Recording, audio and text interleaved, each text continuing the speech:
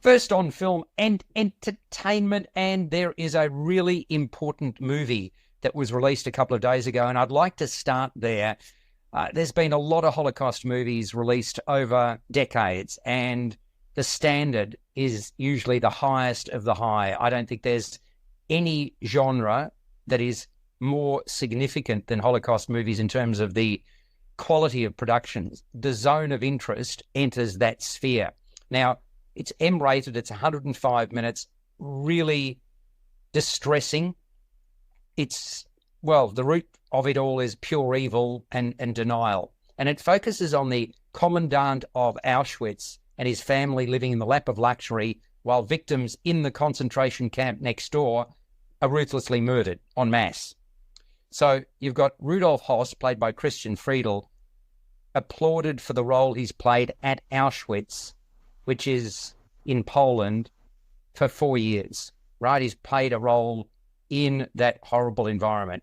He and his wife Hedwig, played by Sandra Huller, and their 5 children, including a baby, have everything they could possibly wish for. They've got this large home, sprawling garden, including a greenhouse and a gazebo, and they have servants aplenty. And as Jews are gassed to death, they have access to all the clothing and valuables they could want. As if without a care in the world, they swim in the river, they enjoy the convivial country life. Höss is a keen sportsman, a horseman, in fact. He loves his steed deeply. He takes every opportunity to ride. Meanwhile, plumes of dark smoke are continually seen rising into the sky from the chimneys at Auschwitz. The top brass sees a bright future for the ruthless and practical Höss. Against his wishes, he's transferred and elevated to deputy inspector, while his wife and children stay behind. And in so doing, Höss will oversee other concentration camps to obtain greater efficiencies. He'll need to bring the latter to the fore because Hitler has just agreed to deport 700,000 Jews from Hungary. And of course, he's up for the challenge. It's been written and masterfully directed by Jonathan Glazer. The Zone of Interest is based on a novel by Martin Amis, and the film starts and ends in darkness against a troubling music bed which serves to illuminate the horrors. Throughout this movie, we hear barbaric sounds emanating from Auschwitz, which is but a few hundred metres from the Höss residence. Höss is an unbending authoritarian, while his wife treats the help with indifference at best. She recognises what a perfect life she has, and all she's concerned about is when her husband will find the time to take her on another spa holiday to Italy. And she even lets out girlish giggles. The performances of Christian Friedel and Sandra Huller are chilling, right? I mean, that's what they were asked to do, and that's what the role dictates, but they are chilling. The children appear to buy into the idyllic picture, ignoring as far as possible the dastardly deeds being perpetrated within metres of their home. It's impossible to see past the atrocities depicted in the Zone of Interest, but these are handled in a way I hadn't seen before. Much of the film unfolds through the power of suggestion, and the brutality is depicted through the carefree life of Hedwig and the children, in contrast to the insidious nature of the Nazi war machine. The latter only needs to be shown in a handful of scenes to become entrenched in one's psyche, and the final scenes go some way to highlighting the magnitude of what went down at Auschwitz and at other concentration camps during the Second World War. Let us never forget that 6 million Jewish lives were lost, and countless gypsies and others. So this is traumatizing, but it needs to be seen. Incidentally, the title, The Zone of Interest, was drawn from the term used by the Nazis to describe the 40 square kilometre area surrounding Auschwitz. And it speaks to the determined, the disquieting sense of obfuscation that permeates this movie. I thought it was an extraordinary production. I really did. With me, we have Jacqui Hamilton, Peter Krauss, and Greg King, all of whom have seen this movie. No, I haven't. Oh, you haven't? I'm sorry. I didn't realise. What about you, Peter? What did you think of The Zone of Interest? Peter? He's dropped out. Oh, no. He has dropped out. Well, I'm afraid then we're going to have to just do it with Jacqui. Jacqui, you're perfectly fine to do. What's your view of The Zone of Interest? It's a masterful film. And what struck me, like endless things strike you about this film, but mostly it's a new take, an original new take on a subject that's been discussed and talked about and filmed about for decades in, you would think, almost every way that's possible. This is a whole new way of looking at it. By the most important things about it is what you don't see. You hear it, you smell it, but you actually don't see what's on the other side of the wall. And in fact, the Hoss family don't see it either. They live their lives ignoring what's going on. But they do see the smoke, of course, from the chimneys. Well, let's say they see it, they don't look at it. They don't notice it. It's not a part of their life. They take in, this undercurrent of horror that's not actually spoken about is under everything they do and say, the air they breathe, the river they swim in, the clothes they try on. We only just start realising what is the undercurrent that's going on during this film, where the clothes are from, what is that in the river. So, it's just this sort of heavy, endless horror that's behind the whole story. And, as they say, this evil, and they're living this banal life. Yes. Happy life, family life. And you can't ignore it by growing greenery over the wall, because beyond the wall, we're not thinking about what's beyond there. The juxtaposition of the two is just horrific. And that's exactly the reason they obviously approached it the way they did. And I'm extraordinarily amazed at the diversity of films surrounding the Holocaust, but how excellent many of these films are, Jacqui. You've seen a lot of them too. So would you agree with my characterization that as a genre, the expectation is higher than for virtually any other genre? Well, higher than any other, possibly, because it's so intense, so personal, so horrific, and there's still so much to say about it. Yes. But you don't realise that until someone comes up with a different way of saying it all. And this, in fact, is almost it's almost a clinical fly-on-the-wall documentary in a way, because what we're looking at is the life of the family that's so deeply connected with what's going on in Auschwitz. Very much so, very much so. And I vividly remember the film that opened I think it was the Jewish International Film Festival, it was, a number of years ago, where the concentration was on the back of the heads of the song. Oh, yes. That again, and it was... Saul. Sorry, Saul.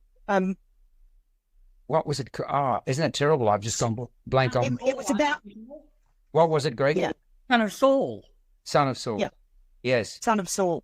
And The Boy in the Striped Pajamas has that similar feeling to it. But of course, that similar intensity, shall we say.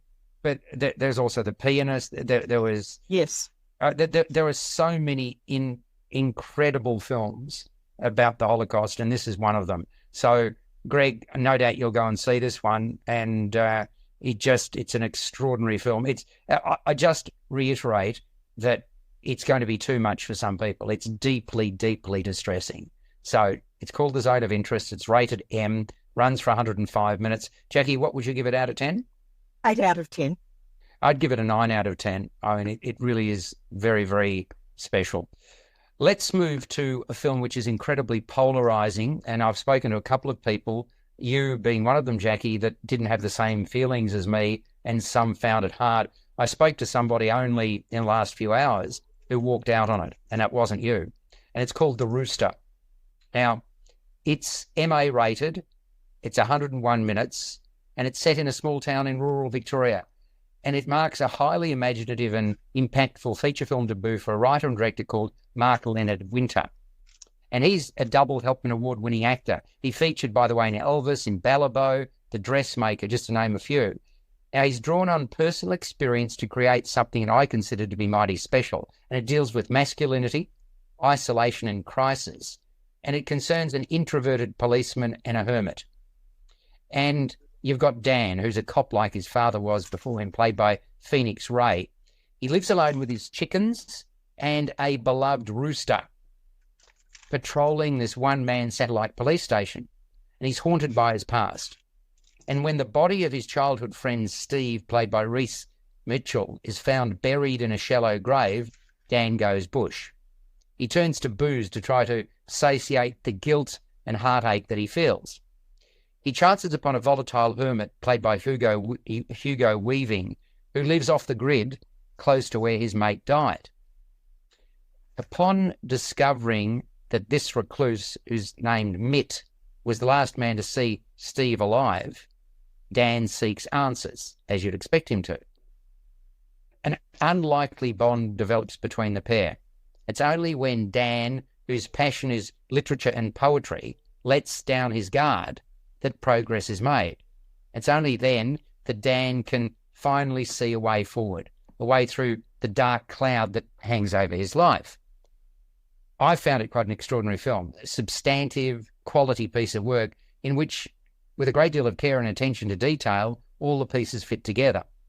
It tackles mental health from the inside out. What I mean by that is, what is it like to be inside the mindset of the policeman and the hermit? How does one simply cope and get through each day? There are many scenes in what is a beautifully shot and realised film, the cinematography by Craig Barden, when words are all but superfluous. And principal photography took place in the Hepburnshire, where Mark Winter and his wife, who's one of the film's producers, Geraldine Hackiewell, live. I reckon Winter's, in fact, the master of the unspoken. He ensures that sounds and silences speak volumes. So the rooster's given time to breathe. The natural bird noises found in the country, in the forest, are intermingled with classical, jazz and religious music. The composer is Stephen Gregory, and he's played into Winter's vision magnificently. And then there are the superb performances of Ray and Weaving, who fully realise the depths of the anguish of the two central characters. Both are withdrawn in their own way. There's regret, there's failure, there's shame. Ray's portrayal of Dan is sensitive and caring, while as Mitt, Weaving is often demonstrative and threatening. But these seemingly polar opposite characterisations can't hide their respective characters' pain, and it's the juxtaposition that helps make this picture as strong as it is. So Winter et al. Are to be commended for their fortitude in crafting a left-of-centre production that is undeniably triumphant. What about you, Jacqui? I know you struggled with this one. I didn't get this film, The Rooster. It just didn't work for me. The characters... look, I didn't really understand it, Alex, when I started to watch it, and it didn't rope me in. I probably should have gone away, read about it, grasped what it was trying to put across, and then start all over again. But, you know, do you have to do that with a film to appreciate it? I guess when it's worth it, it's a good thing. But in my case, I didn't take that extra effort with The Rooster, and it really did nothing for me. Yeah, look, it's interesting. I didn't know what it was about, Alex. You know, No, it was yeah, it was arty. It was all over the shop. The music was irritating. I didn't believe the characters. You know, dream sequences and weirdness, and it was weird. Yeah, it's interesting. I didn't see any of that, and I had no knowledge of the film before I went in, none. So again, different people will interpret a film in a different way, and it'll speak to some and won't speak to others. Did you accept that both of the central players had mental health issues? Did you sort of get that early on, or you didn't get that early? Well, no, I didn't. Okay. I want to say that maybe the director did, but that was only my a flippant comment with regards to the way the film presented itself to me. So, you know, maybe that should have, if that had been clearer. You see, I didn't read even a synopsis before I started watching it. No, but what I'm saying is neither did I, right? But I mean, things like dream sequences, you know, can't necessarily... Some bad stuff. So, no, suddenly the line's gone really bad. You hear me, Jacqui? Barely. I think Barely, I'm not sure. Peter might have joined the group, and there might be some issues there. But anyway, no. So I did find in this, I mean, what was a dream sequence? What was a nightmare? What was a mental health issue? It all becomes, sort of all intertwined into a difficult thing for an audience to watch. Yeah, it's interesting that you say that, because, I mean, again, reading a little bit about it now, in terms of motivation and so on, it's interesting in terms of what provoked, if you like, Winter to making this movie, and his wife to get involved as a producer. And just to give you a bit of context, it was Winter in 2019, and he was dealing with the fallout of some rather devastating personal events, and he found himself isolated at his house in the country, and suddenly he couldn't see a place for himself in the world. He'd lost hope, and he was struck that in this time of crisis, when he was most in need of help, he sort of felt unworthy of it. And talking to somebody about his problems felt impossible, and he felt completely alone. And he then juxtaposed that into saying so many people feel similarly. And that's where I suppose this movie came from. Peter Krauss, are you with us? Yes, I'm with you. I'm terribly sorry, but your line is appalling, and it's actually affecting the whole thing. So again, I've got no idea what's going on here, but it was fine beforehand, and now again it's fine. So if I ask you to drop out, it's only because I love you dearly, but I don't want that to affect the production so that everybody can hear it. But now you're back again. We've just had I'm not sure how much of it you heard, but we've had quite a discussion with Jacqui about the Rooster, and yep. I mean, I really admire the fact, and I put this very much in the forefront, that Jacqui's been honest in terms of her assessment, as she always is, that she went along to this film and didn't get it, and that's fine. I mean, there are movies like that. And I also spoke to somebody else literally in the last few hours who said exactly the same thing, and they walked out on the movie. So this is a polarizing film. You've said you've hosted questions and answers about this movie. I thought it was a work of genius. I thought it was fabulous. Did you know much about it when you went and saw it or not? No, I didn't. But did you know anything about it? Did you read about it beforehand or not? No. I prefer not to know too much about a film before I see it. Yeah, likewise. Okay, so you went in. You've obviously subsequently found out a lot more about it. What did you think? What did you think of the Rooster? I think I really liked the film because it did explore male issues in terms of psychological dilemmas and problems that men face, which are not necessarily well expressed in terms of cinema. And I think Mark Leonard Winter, as you've already described, has explained some of that through his screenplay in the Rooster. And to have a character like Phoenix Ray as a police officer who is quite disturbed, has some personal issues that he's dealing with, and to have Hugo Weaving as the hermit, who in himself has a raft of personal issues that he has because he's sort of sequestered his way from human civilization, that sort of thing. It's that sort of exploration of psychological damage that has happened to men, which I suppose also, in speaking to Mark, relates also to COVID and the way that isolated so many people, that was the inspiration behind him writing this film, Mark Leonard Winter, writing this film and trying to grapple with those feelings that he had and to show on screen a story that addressed some of that difficulty that in particular men deal with psychological and suicidal issues. So look, I think he did it really well. It's an atmospheric film. It's not an easy film to watch, and he has also a nice cast. It was shot all around his homestead in Daylesford, and it just had that feel to it, especially the way it was shot and the music and the widescreen, a feel to it that was either immersive for people who can understand where he's coming from, or not, if you're not quite attuned to what he's saying. I just thought it really, it spoke, I suppose, volumes in not speaking. The lack of language was part of the challenge in this movie that I absolutely grasped straight away and felt moved by. And I thought that the combination, the musical, the diversity in music was just amazing, but it worked for me very strongly. And also the use of silence, as I mentioned, it was haunting, wasn't it, Peter? Yes, absolutely.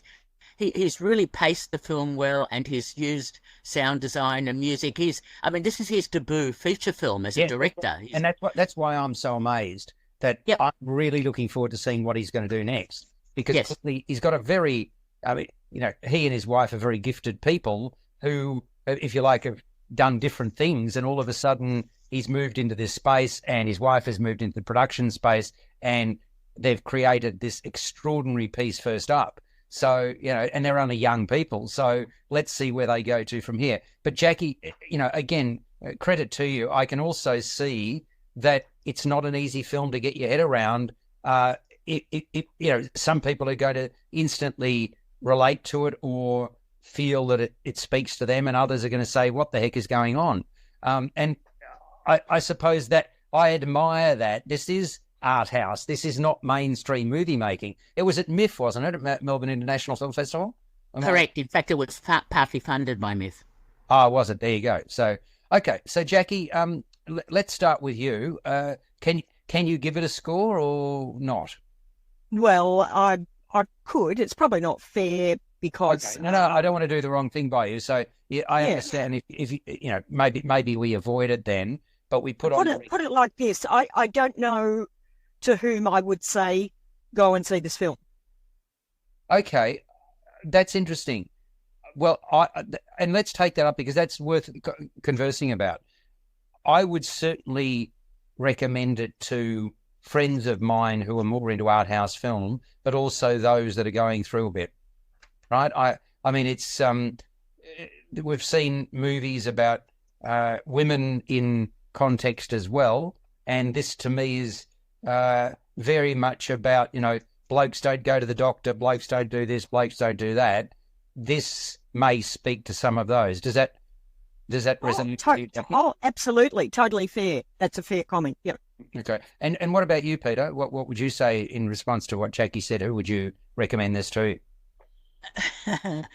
A difficult argument, but it would be for Australian audiences who want to see a diversity of Australian film, and secondly, certainly for men who are going through possibly similar sorts of experiences.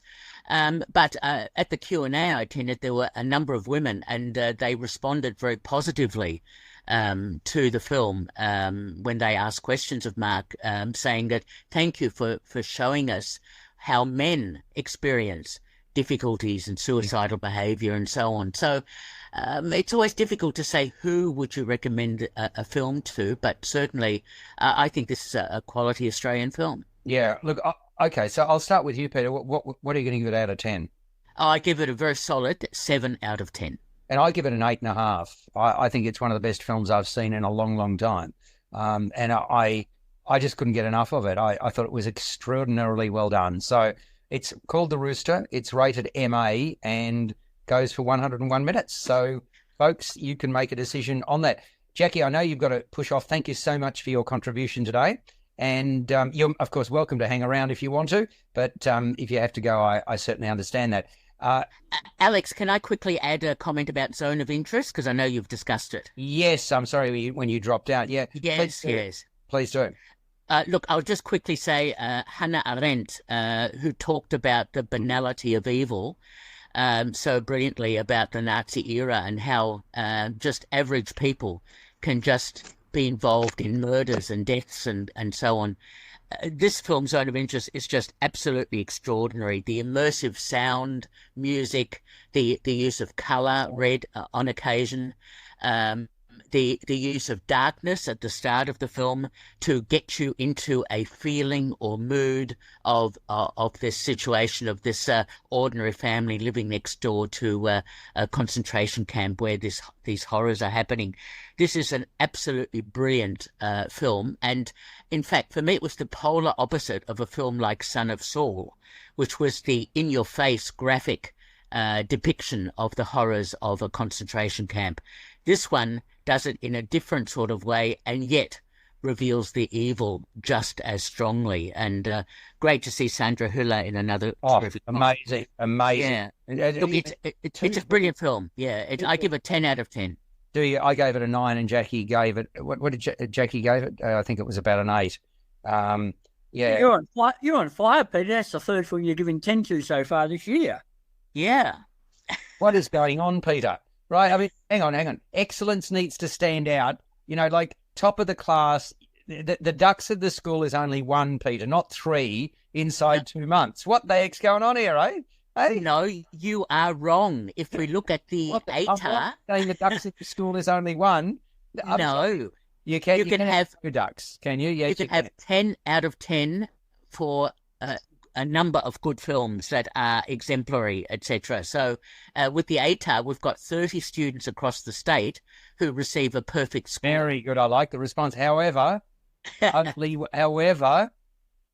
1 film can win the Oscar for Best Picture, Peter.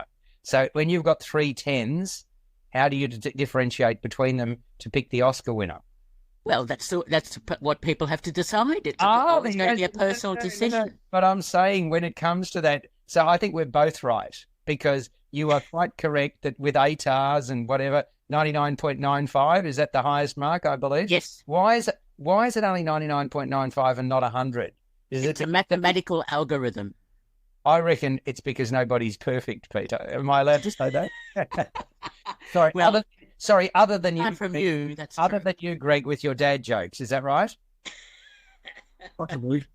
Possibly. Okay. So yeah, but okay, I'm going to put you on the spot without any notice here, Peter. What are the 3 films you've given 10 to, please, this year? This year, I think this is the first one, Zone of Interest. Okay, well, sorry, in recent history, as Greg says, what are the 3, or do you not recall? Also, can I change it to Holdovers? I did. You're right. I did give a 10 out of 10. Right. And what was the other one, Greg? Do you remember? No, it's one of the first ones we talked about this year, though. Got off to a great start, big start. Let me just check my list and we'll find out in a second. Oh, very good. Okay. Because what I'm going to do, Peter, is I'm going to say of those 3, if they were 3 of the films for Best Picture, which one would get Best Picture at the Oscars? I'm going to ask you, and I want an answer. I don't want a deviation or, oh, no, there's 3 ATARs of 99.95. But we need to find out what that third film is, right? Okay. I think this is a really interesting and challenging exercise for Mr. Perfectionist in Peter Krauss. I love it. The other film you gave 10 to was Anatomy of a Fall. Anatomy of a Fall, yes, thank you. Okay. Right. Okay. This is like Sophie's Choice. It is like Sophie's Choice, and that's it. Yours to make. Okay, we'll put it on the table. We need a drum roll from you, Greg, please. Thank you. Anatomy of a Fall was number 1. The Holdovers was number 2. And number 3, The Zone of Interest. Which wins the Oscar for Best Picture?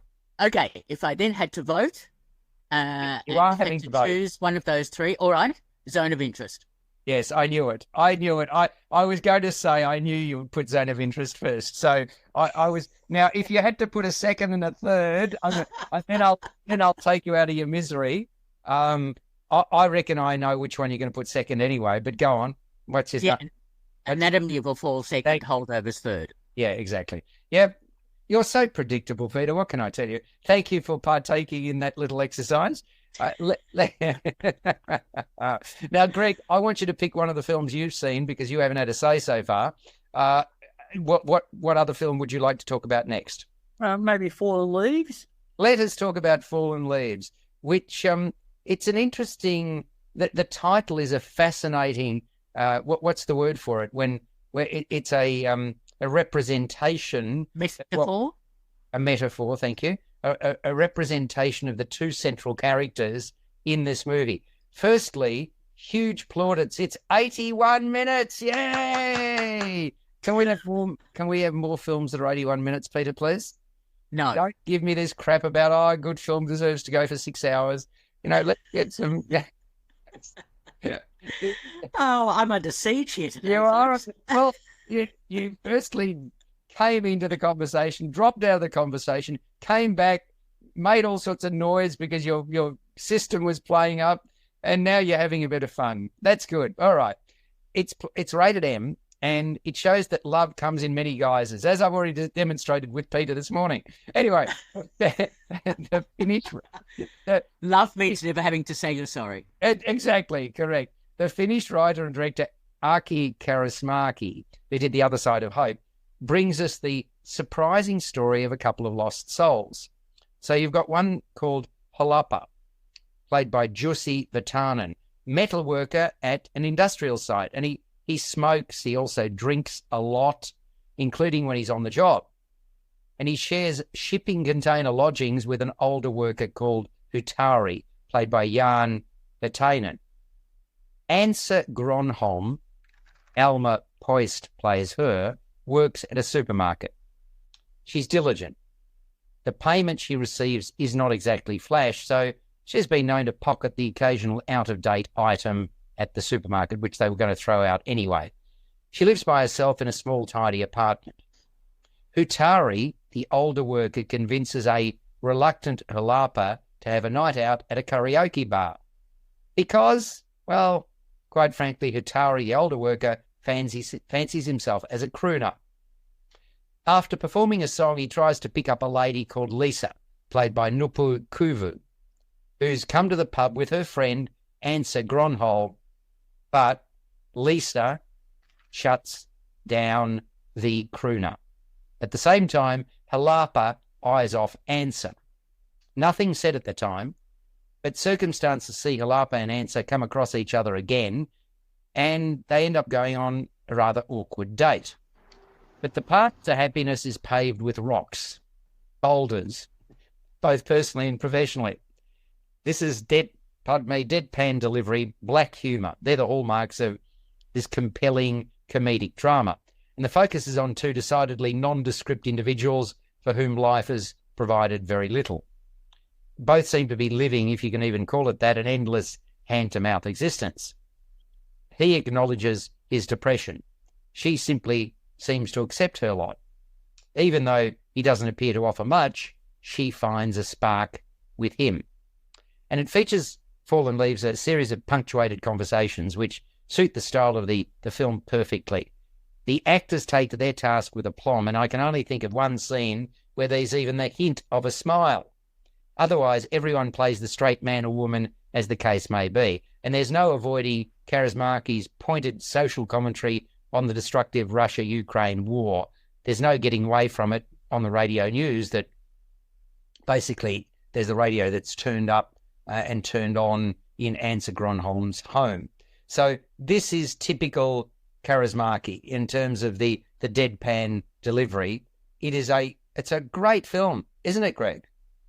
It is actually quite an interesting film. I actually like this, and it's actually it's probably as light and fluffy as Kaurismäki gets in terms of his filmmaking there. The deadpan delivery of droll dialogue, the lack of sort of real momentum or action there, but the camera focuses in on the characters and you can get them. But there's lots of pop cultural references here too, as the characters spend a bit of time at the cinema. Outside the cinema, there's all these film posters, including one for A Brief Encounter, which sort of references one of the themes of the film. Also, they go see Jim Jarmusch's The Dead Don't Die, which is yes, sort of a reference to the fact that Jarmusch appeared in one of Kaurismäki's early films there. But it's a love story that sort of plays out here, a little like Brief Encounter meets Serendipity, if you want. And there's even some music on the soundtrack here as well, some upbeat music and background radio bulletins concerning the war in Ukraine, which also give the film sort of one context. But it's the two performances of the leads there, I think, the defined, attuned to Kaurismäki's modus there. This is largely a two-hander with some peripheral characters, including, as you mentioned, Jenny Heinsohn, who plays Hopper's best friend and drinking buddy. Also a cute dog here, Chaplin, which Anya adopts there as well, I think, adds to something to the film. And it all plays out against a very depressing, grey Helsinki backdrop. But I like this film. Yeah, I think you've summed it up very, very well. The production design is fairly minimalist as well. The settings are fairly drab, particularly Ansa's small apartment there. Peter, did you enjoy it as much as Greg and I did? I certainly do, and I agree with pretty much all of what Greg said. I mean, Kaurismäki has adopted a particular style of filmmaking which is so distinctive, and his other films like A Man Without a Past and Le Havre and so on show the deeper side of character without being melodramatic or emotional, but more internal. And I think that's what I really like about the way he directs his films. And Fallen Leaves is just, again, such a great example. The film won, interestingly enough, the Cannes Jury Prize, and they certainly responded to the tone of the film and to the way that life really is about minor struggles and not about over-the-top, massive sort of events. Even though those events that are happening elsewhere in the world may impact on our everyday struggles. Yes, I love the dog too, I must say. And I thought even though it's sort of tinged with a sense of drabness, there's also an optimism there as well about these two characters. There is, and in fact, that permeates a lot of Kaurismäki's films, that there is that drabness, but he does have an optimistic feel to it. And I love the cinematic references in the film too. No, I really enjoyed Fallen Leaves. Terrific. So, Greg, what are you going to give it out of 10? 7 out of 10. 7 out of 10? Yep. Okay. I think it's worth much more than that. What about you, Peter? I gave it 8 out of 10. And I gave it 8.5 out of 10. So there we go. At least this wasn't a 10 out of 10 film, Peter, for you. Thank goodness for that. Otherwise, you'll be swabbed, right? I mean, you'll go. That's what's coming next. By the way, this is again another question without notice. What's the most 10 out of 10 films you've ever given in a year? Approximately. I would possibly 5. It depends on each year. Of course. No. I understand fully. Okay, so. This is before we're going to go into the detail about this film, Bob Marley, One Love. Greg, did you understand every word that was spoken? Not everything spoken by Bob Marley. No, that's all I want. I didn't understand words from other characters. Right, okay. Peter, did you understand every word that was spoken? No, the pidgin English was very difficult to understand at times. Yes, exactly. Okay, good. That's where we're going to start. So, okay, I think there's a lot of people out there, including me, who admire Bob Marley and what he achieved. I think in a very short life, which was tragically cut short, extraordinary impact that he had. So I was really looking forward to this sort of biopic. And whilst we learned elements of it, I would have liked more, quite frankly, but it was okay, but it could have been better. That's how I'm going to start this.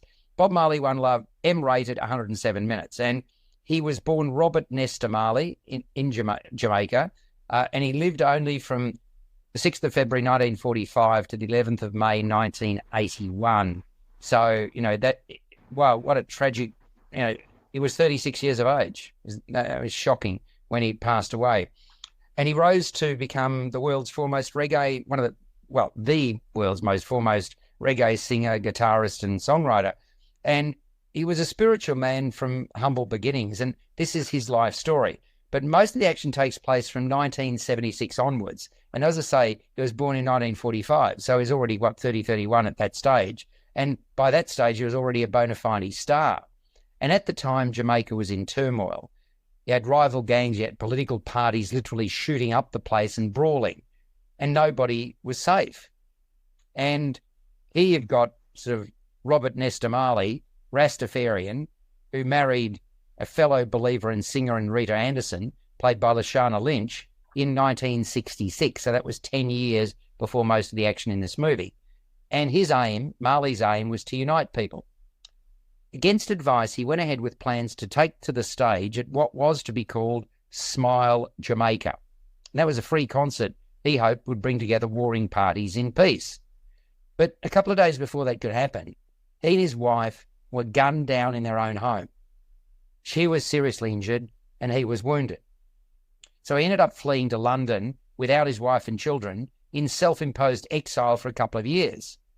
And it's there that Bob Marley and the Wailers recorded the critical and commercially successful album Exodus. Laid-back style, pulsating bass beats. But all wasn't rosy. There was exploitation, there was womanizing, and Marley was diagnosed with an incurable condition. So Bob Marley One Love paints a fundamentally favourable picture of a musical icon who was largely chilled and, like his fellow Rastafarians, smoked a lot of ganja, right? Marijuana. He also loved running and he loved soccer and appeared to leave most of the parenting duties to his wife. Importantly, the co-writer and director Ronaldo Marcus Green has used footage of the times to construct a portrait of civil disobedience.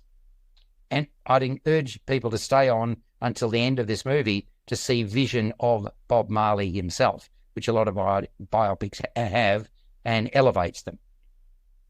So One Love certainly paints a vivid picture of the great man's life and times and his guiding principles, but I struggled with the vocalisation, as I said at the outset. I couldn't understand most of what was being said because the accents were so thick. And that's to take nothing away from Kingsley Ben-Adir, who brought the right amount of warmth and attitude to Marley in his representation. Undoubtedly an awe about him, and he wears the halo well. Lashana Lynch, too, greatly impressed me as his stoic wife, who stood by him and encouraged him, but also faced him fair and square when he took matters too far. There's really a fire and polish about her performance.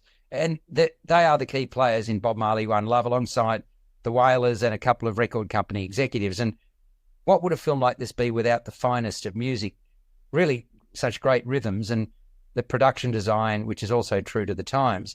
So bear in mind this is endorsed by his family, Bob Marley's family. Among the producers are two of Marley's children, Ziggy and Sedella, alongside his widow, Rita. And it's reverential to the image and the weight he carried, while also prizing open just a few cracks. Understanding the dialogue would have been very nice, but the movie still struck a chord with me. And, I say this as somebody who follows a lot of cricket, and therefore, West Indian players speaking, I understand their accents, but I didn't understand these Rastafarians in large measure. But I still got a lot out of the movie. What about you, Greg? Like most other recent biopics of famous musicians, this is a fairly standard biopic that reveals little I found that's new or surprising. And the fact that Marley's former wife or widow, what you would call Rita, and his older son Siggy are amongst the credited producers, I thought the film served up a fairly reverential treatment, but there is nothing too controversial or negative in the film there. I agree that Kingsley Ben-Adir was great in the role. I thought he totally inhabited the character and did a superb job of channeling Marley's charisma and his dynamic stage presence. But I agree, unfortunately, due to his heavy accent, much of his dialogue was virtually incomprehensible and probably needs subtitles somewhere along the line. Lashana Lynch was good as his wife Rita, who played an important role in his success. And I like James Norton, who brought a touch of humour to his affable performance as Chris Blackwell, Marley's friend, producer and co-founder of Island Records, who helped shape his career. But this is a superficial biopic that adds nothing new there to his life. It follows along in chronological fashion, and it gives the material something of an episodic feel that I've felt there. But it is a celebration of his life and his music. And there is, as you said, it's replete with a lot of Marley's hits. There's a few omissions like Buffalo Soldiers, one of his biggest hits. That was fabulous, wasn't it? Yeah. But I just thought it could have done so much more, giving an impact. I think people who want to know more about him would do well to check out Kevin McDonald's comprehensive 2012 documentary, Marley.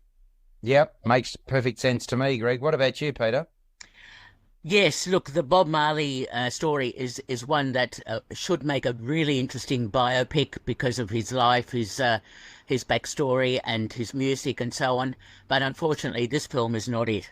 The film was written by 4 screenwriters who are fatally compromised by trying to portray Bob Marley in a particular time period from 1976 onwards. And I think that doesn't work for me at all, especially because it doesn't give you really any real history of Bob Marley, his backstory, why Jamaica was in such turmoil. I wanted to know more information, and why Marley was so keen to be a peacemaker. Look, there are so many elements to the screenplay that are lacking in terms of exposition, in terms of understanding of Marley's character. And by the end of the film, I was none the wiser about really knowing much more about Bob Marley than the superficial tendering that we get in this film. Yes, the music is good. Yes, there are some nice elements to the film. Yes, the film should have been subtitled. But this film was directed by the same guy who directed King Richard. Now, so obviously it's not the director's issue. It's more to do with the material that he was given, although he was part of the screenwriting process. And unfortunately, this film doesn't work for me at all. Yeah, look, I think I'm going to be the high watermark here, even though I thought there were issues with it. So let's start with you, Peter. Okay. I barely gave it 5 out of 10. Played it 107 minutes. Sorry, go again. Sorry, I barely gave it 5 out of 10. Okay, Greg? One element I did like was the musicians were all played by children of the original Mark Whalers, his backing band. So yeah, that's wonderful, isn't it? And I like the cinematography there as well, but I gave it 6 out of 10. And I gave it 7 out of 10. So 5, 6, 7, averages 6. Make of it what you will. Bob Marley, One Love. Now, we've got one film that we must talk about as well called Madam Web. Now, okay, I'm going to start by asking you guys, are we finished with Marvel superheroes and all that sort of stuff? I mean, where are we at with, because they're not being attended in droves anymore like they used to be. You know, have we reached the point where as a franchise, not as a franchise per se, but as a genre, if you like, almost, or a subgenre, we've almost reached the zenith? Or are they going to keep, the studio's going to keep trotting these sorts of things out and potentially losing money or not getting the money back that they expected to? What do you reckon, Greg? I think it's reached saturation point there. Yeah. Look, I'll always enjoy the Spider-Man movies. I think they've always been the most consistent and enjoyable franchise within the Marvel comic universe. A lot of the spin-off movies and some of those female-centric ones apparently even have been pretty disappointing. And films like Venom, Morbius and that have been box office flops. So I think, the well is pretty dry. Yeah. But Peter, would you agree? I absolutely agree. Enough already. Let's move on. Yeah. All right. So Madam Web is 116 minutes, M-rated, and imagine you had the ability to see in the future and could change the outcome. I mean, that's this film. Well, there you go. That's the contention at the centre of this latest Marvel superhero movie, which the studio would like to turn into a franchise, let's be honest. And brought up in foster homes, Cassandra Webb, played by Dakota Johnson, is a paramedic. And all she knows is that her mum, Constance, played by Kerry Bish, died during childbirth while she was investigating the special healing properties of a spider in the Amazon. In fact, she was killed by her guide, Ezekiel Sims. Tahar Rahim plays Ezekiel Sims. He wasn't interested in using those special properties for the greater good. He had purely selfish desires, which were met when he stole the one spider that the mother, Constance, managed to find and bottle. And the spider venom gave him incredible strength and speed. Nevertheless, Ezekiel is plagued by a recurrent nightmare, which features 3 masked young women who track him down and kill him. And to that end, he vows to murder them before they get to him. And their downfall becomes his obsession. But what he doesn't count on is Cassie Webb's awakening to her origins and her linking up with the women, the 3 women that were teenagers as Ezekiel saw them. And as I say, that's something that he doesn't even anticipate. So there's Julia Cornwall, played by Sydney Sweeney, Anya Corazon, played by Isabel Merced, and Mattie Franklin, Celeste O'Connor. Now, in comic book form, Madame Web is depicted as a blind old woman in a wheelchair. In the film, Cassie is young, active, and agile, at least through most of the film. Madam Web was co-written. It's been directed by S.J. Clarkson, who cut her teeth in television and is making her feature film debut. Now, for all the inevitable comparisons, Spider-Man Madam Web is not. Now, I quite like the intriguing origin story. That's absolutely fine. But vast leaps of faith are necessary to buy the premise, and some of the dialogue, boy, is that clunky. A narcissistic bad guy is pitted against a driven hero whose life is upended when she unexpectedly discovers that she has premonitions. Overlay that with teen angst, and you have a pretty bizarre narrative. I got the impression also that Dakota Johnson wasn't all that sold on the material either, but did what she was directed to do. And the girls squabbling and making up seemed to be a waste of acting talent. Tahir Rahim's villainous persona smacks of a one-trick pony. Adam Scott as a largely thankless role as Cassandra's good-natured paramedic partner and friend Ben Parker. Emma Roberts hardly has a significant part to play as Parker's pregnant sister-in-law Mary. So let me summarise by saying that Madam Web struggles throughout to maintain credibility. Nevertheless, while I mentioned that Madame Web is no Spider-Man, it is an origin story. Presuming the studio goes ahead with future instalments, the link to the latter will become more apparent as the story evolves. There you go, Madam Web. Peter? Oh dear, oh dear, oh dear! What a terrible film! And I was so disappointed because I really encourage more superhero films with women as key characters, and yet this one just doesn't cut it for me. And we know that there's not going to be a follow-up film because there's no post-credit sequence in this film, so that's already a very bad sign. Well, no, but there's a hint. There is a hint of. I thought there was a hint. Greg, did you not think that? Oh, look, they do hint that the three girls are going to become sort of superheroes in their own right there. Yeah. I just think this film is inert and they won't follow up with it. Yeah, okay. Well, sorry, you're going to make some further remarks, Peter. Yeah, I was just going to say it was so sad to see Taha Rahim in such a Yes. thankless, awful role. I mean, he was a brilliant actor in A Prophet and in other films, and yet obviously he's doing it for the money. Fair enough. That's what actors have to do. But it's just emblematic of what this film is. It's sort of a total misfire, not well written at all.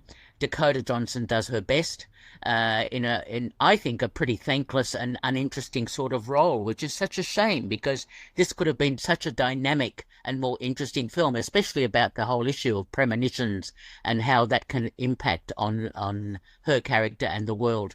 So yeah, very disappointing for me. And Greg, did you also think it was disappointing?